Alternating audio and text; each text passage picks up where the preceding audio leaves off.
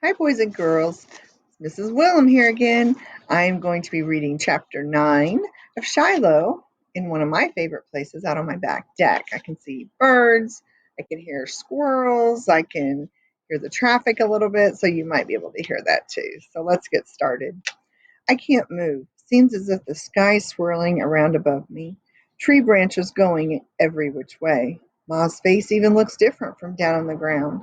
Shiloh, of course, goes right over, tail wagging, but all the steam's gone out of me. How long have you had this dog up here? She asks, not one trace of a smile on her face. I sit up real slow and swallow. About a week, I guess. You've had Judd's dog up here a week, and you told him you didn't know where he was? Didn't say I didn't know. He asked, had I seen him, and I said I hadn't seen him in our yard. That much was true. Ma comes around to the trunk of the pine tree, unfastens the wire that holds the fencing closed, and lets herself in. She crouches down in the soft pine needles, and Shiloh starts leaping up on her with his front paws licking at her face. I can't tell at first how she feels about him. The way she leans back away from his dripping tongue, then I see her hand reach out with its short, smooth fingers and stroke him. So we've got ourselves a secret, she says at last. And when I hear her say we, I feel some better. Not a lot, but some. How come you follow me up here tonight? I want to know. Now I can tell for sure her eyes are smiling, but her lips are still set. Well, I had my suspicions before, but it was the squash that did it. The squash? Marty, I never knew you to eat more than a couple bites of squash in your life, and when you put away a spoonful of that to eat later, I knew for sure it wasn't you doing the eating. And then the way you've been sneaking off every night? She stops stroking Shiloh and turns on me. I wish you'd told me. Figured you'd make me give him back. This dog don't belong to you. Mine more than Judd's, I say hotly. He's only paid money for him. I'm the one who loves him. That doesn't make him yours, not in the eyes of the law, it doesn't. Well, what kind of law is it, Ma, that lets a man mistreat his dog? Ma just sighs and then starts stroking Shiloh's head. Shiloh wiggles a few inches closer to her on his belly, rests his nose against her thigh, tail going whack, whack, whack, whack, whack. Finally, Ma says, your dad don't know about him. I shake my head. More silence. Then she says, I never kept a secret from your dad in the 14 years we've been married. You ain't gonna tell him. Marty, I've got to. He ever finds out about this dog and knows I knew but didn't tell him, how could he trust me? If I keep this one secret from him, he'll think maybe there are more. He'll make me give him back to Mr. Judd, Ma. I could hear my voice shaking now. You know he will. What else can we do? I can feel hot tears in my eyes now and try to keep them from spilling out. I turn my head till they go away. Judd Travers ever comes here to get his dog, he'll have to fight me to get it. Marty, listen, Ma, just for one night, promise you won't tell Dad so I can figure out something. Can tell she's thinking about it. You aren't fixing to run off with this dog, are you? Marty, don't you ever run away from a problem. I don't answer because that very thing crossed my mind. I can't promise not to tell your dad tonight if you can't promise not to run off. Okay, I won't run off, I say. Then I won't tell him tonight.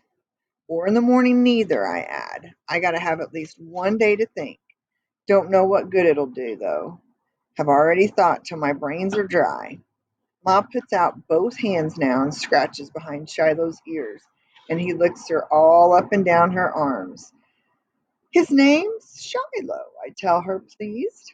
After a while, Ma gets up. You coming back to the house now? In a bit, I answer.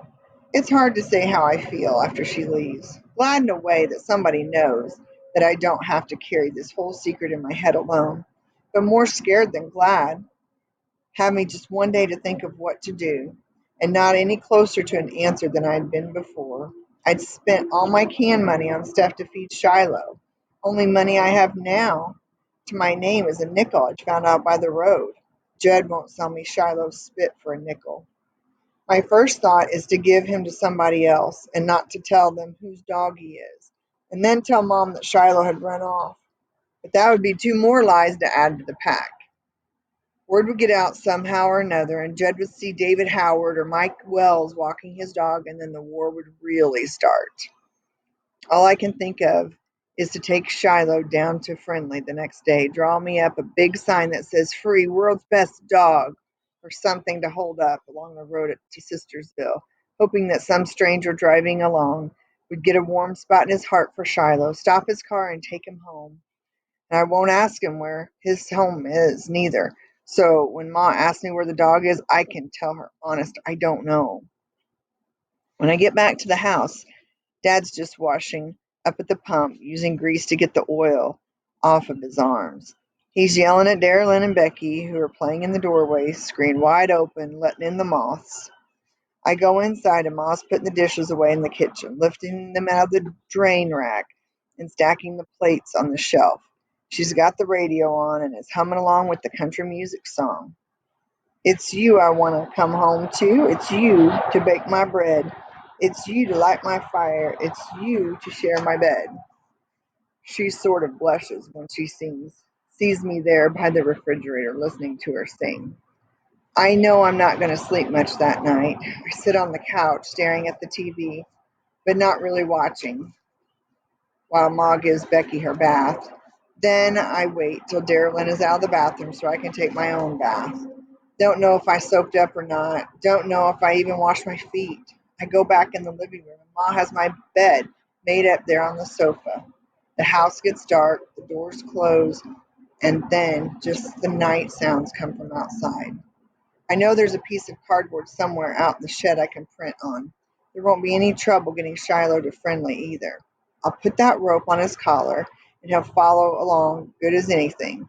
We won't take the main road though, in case Judd's out in his truck. Take every back road I can find. Then I'll plant myself on the road to Sistersville, holding that sign.